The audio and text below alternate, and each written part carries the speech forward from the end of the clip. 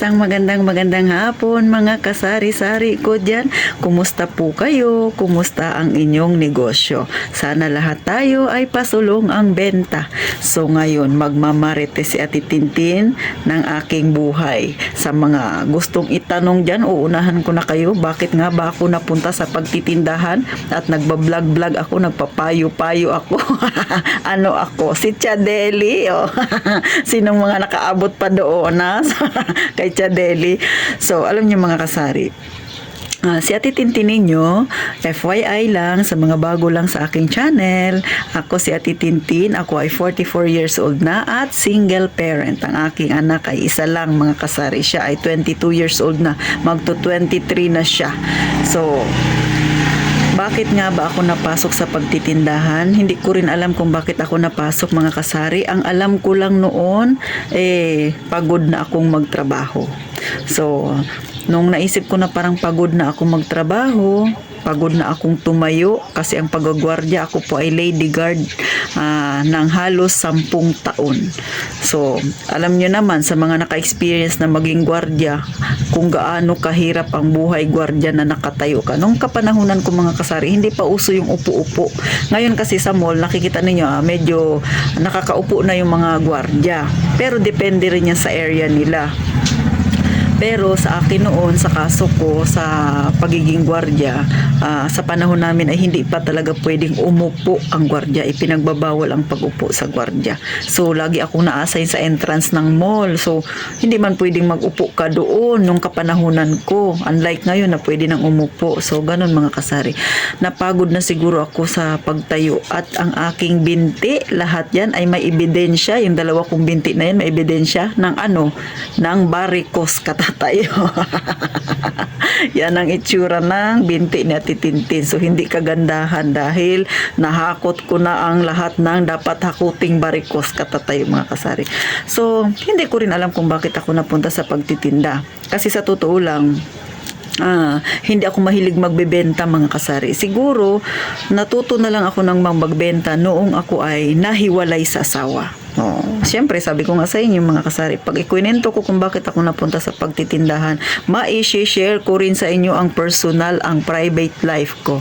Well, hindi naman ako mahiya kasi tayo-tayo lang naman magkukwentuhan. Marites talaga ito si Ate Tintin. Buhay ko naman yung imamarites ko sa inyo mga kasari. So, eto na nga, 2007 ako nakipaghiwalay sa aking asawa. So, hanggang ngayon ako po ay single pa rin. Single parent ako mga kasari. So, hindi na ako naghanap ng mapapangasawa kasi okay naman na ako. Siguro dumaan din ako sa mga may nanliligaw-ligaw na ngayon, pero siguro talagang hindi na ako itinadhana na makapag-asawa kasi siguro ako ay nagkaroon na ng trauma. Ganun, no, di ba mga kasari? At isa pa, masaya naman ako kahit ako ay nag-iisa. At sa ngayon, ako ay bising-busy sa aking maliit na tindahan. So, hindi ko na siya maisip. Ang pagtitindahan, sa totoo lang, dapat nasa puso rin. Kagaya ng nabanggit ko, hindi ko rin alam kung paano ako napunta dito. Pero, kumbaga yung pagtitinda ko mga kasari, parang nangyari na lang ito nung ako ay nakipaghiwalay sa aking asawa. Kasi nung ako ay dalaga pa, hindi ako mahilig magbebenta ng kung ano-ano. So ako ay nagtatrabaho lang talaga.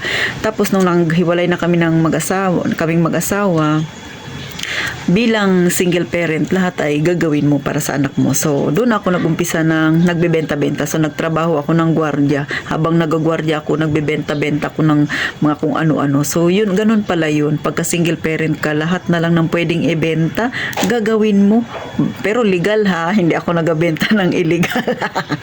So, ganun mga kasari. Yun pala yung nagiging sakripisyo ng isang single parent. Lahat ay kaya mong gawin para sa iyong anak. So, kasi ang anak ko ay nag-aaral nun sa private. So, medyo may kamahalan ng tuition fee na kaya ganun mga kasari. Kaya habang nagtatrabaho ako, nagbebenta-benta ako. So, napasok ko yung ganun. Hanggang sa nakapag-decide na ako na nung nagkaedad na yung anak ko, sabi ko, parang pagod na akong mga muhan, pagod na ako magkaroon ng mga kasama na feeling nila bossing sila, pagod na ako na inuutos-utusan ako, na kahit hindi na parte ng trabaho ko, gagawin mo pa rin para ma-please mo yung mga medyo mataas sa'yo. So, ganun, napakahirap po pagka ikaw ay empleyado. So sa mga nagtatrabaho dyan, alam nila yan kung gaano kahirap na mangamuhan. So isa yun sa nakatrigger sa akin bakit ginusto ko na lang na magtindahan, kasi walang amo, sarili ko yung oras ko, ako yung masusunod sa desisyon ko sa lahat ng gusto kong gawin at walang mag-uutos-utos sa akin. Kaya ang atitintin ninyo, eto ngayon napasok sa pagtitindahan. So ukol naman doon sa pagpapayo-payo, actually hindi naman siya payo mga kasari, kundi sinishare ko lang yung based on my experience, kasi hindi naman ako kagalingan magpayo, parang hindi naman ako karapat dapat magsabi ng kung ano-ano, pero yung mga sinasabi ko sa inyo ay base yan sa na-experience ko. Sa tanda ko na ito, na 44 years old at single parent pa ako, halos lahat yata ng problema ay naharap ko na mga kasari. Kaya ngayon na medyo may edad na si titintin, chill na lang ako, relax na lang ako, kasi yung problema yung mabibigat na problema ay napagdaanan ko na yan noong bata-bata pa ako. Ngayon nagkakaedad na tayo, so chill na lang tayo, kasi kumbaga yung pasikot-sikot sa problema ay kabisado ko na. So si Ate Tintin ninyo nagbabata-bataan na lang ngayon konti. Kasi nga wala na ako dun sa nakaka-stress na buhay. At yun din ang aking sinishare sa inyo. So, sa pagtitindahan, base ito sa aking experience. At saka mga kasari, wala man ako, hindi ko man siya naging hilig noon na magtinda-tinda nung ako'y dalaga pa. Pero nung nag-asawa ako, parang nahiligan ko na siya kasi kailangan kong mag-extra income. Maliban pa doon, nung ako'y maliit pa, yung aking mother ay talagang may tindahan na kami. So, mahilig din magbenta-benta si mother. So, siguro isa yun sa na-adapt ko, kahit na hindi ko naman siya naisip na nung bata pa ako hanggang nagdalaga ako na ngayon na magkakasawa ako at mahihiwalay sa asawa, yung pagtitinda-tinda ni mother noon ay maa-adapt ko siya ngayon. Yun na, kumbaga yun din ang nasundan kong yapak. So, ganun mga kasari. At yung mga sinasabi ko dito ay based yan sa aking experience. Sa totoo lang, mahirap maging single parent mga kasari. Pero mas mahirap kung wala kang makakain. Kaya si Ate Tintin ninyo nagpursige yung aking income na tinabi-tabi ng kaunti sa aking trabaho. Yun ang aking pinuhunan sa aking negosyo. Nag-umpisa lang ako ng 20,000, ngayon ay malago na siya mga kasari, at masasabi ko na sa tulong na rin ng kaunting nalalaman ni Ate Tintin at sa mga napasukan kong trabaho, malaki ang naging tulong noon sa akin para ma-improve ko palalo ang aking maliit na negosyo. So yun ang aking naging buhay mga kasari. Huwag nyo nang itanong bakit kami naghiwalay ng aking asawa, baka magkaiyakan tayo dito, ma-picture pa tayo sa KMJS. Char lang. Pero ito ay sinishare ko lang sa inyo kasi alam ko yung iba dyan may mas mabibigat pang problema nga dinaraanan. Pero tandaan, ang lahat ng problemang mabibigat ay lilipas din yan. Gaya ng problema na aking naranasan noon na sobrang bigat kumbaga natapos ko rin siya.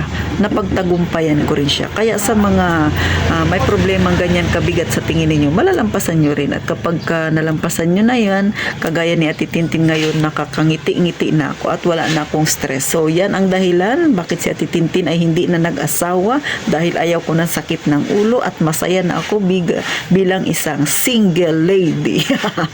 So yun ang aking kasaysayan kung ba't ako napunta sa pagtitinda. Dahil lang sa ayaw ko nang magkaroon ng amo. Mahirap talaga mga muhan mga kasari. At syempre pa ayaw kong magkaroon ng mga kasama sa trabaho ng mga sobrang buraot. Kaya nag-isip ako na mag-stay for good na dito sa amin at magtindahan na lang. At syempre pang Ate Tintin ninyo ay nagkakaedad-edad na rin. At yung mga maliliit na hamon ng buhay, kayang-kaya ko na siyang lampasan kasi mas nauna na yung mabibigat na hamon ng buhay noon. Napagdaanan ko na siya. Kaya ngayon, relax na ako dahil ang aking hinaharap na lang ngayon ay mga maliliit na lang. Kumbaga tuldok na lang siya kung ikukumpara sa problema ko noon na sobrang bigat. So sana ma-inspired kayo sa kasaysayan ni Ate Tintin. Bakit si Ate Tintin napunta sa pagtitindahan at bakit ayaw ayoko nang maging empleyado ulit at kung bakit pinagbubuti ko ang pagtitinda. Kaya nga ang pagtitinda ay mahal na mahal ko na ngayon dahil ito na ang aking buhay. So thank you po sa mga nanood at syempre pa sa mga sumubaybay sa aking karanasan ha. At hihingi ako ng isang subscribe sa inyo kasari ha. Sana idumami pa tayo para magkaroon din ng inspirasyon dyan yung iba na medyo nag-struggle sa kanilang tindahan o maging sa kanilang personal life na ang buhay natin ay maikli lang. Huwag natin masyadong gawing komplikado. Gawin natin laging masaya.